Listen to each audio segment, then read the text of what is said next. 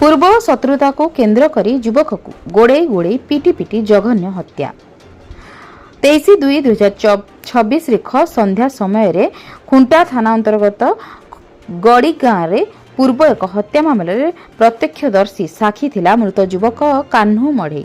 हत्या अभियुक्तों सपक्ष में साक्ष्य न जेल हाजत पूर्व हत्या अभियुक्तों संपर्क 5 जन युवक मिसी कान्हू मढ़ई को गोड़े गोड़े पिटी मारिदे फेरार हो जाइछन्ति।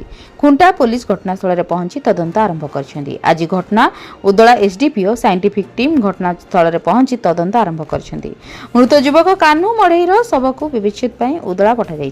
3 मास मध्य एक गैस चोरी अभियोग बापी कल्हार नामक युवक को पिटी पिटी हत्या करी जेल हाजत अछंती अभियुक्त माने। सेतेबेले सौभाग्य क्रमे कान्हू मढ़ई बंची जाइथिले एवं से जघन्य हत्याकांडर प्रत्यक्षदर्शी साक्षी थिले।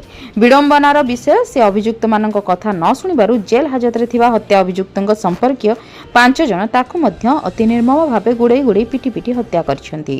एभली गोटिए परे गोटिए हत्या करि चलथिबा अपराधी माननकु तुरंत गिरफ करी कठोर रु कठोर दंड विधान करबाकू तीव्र दाबी होइछि।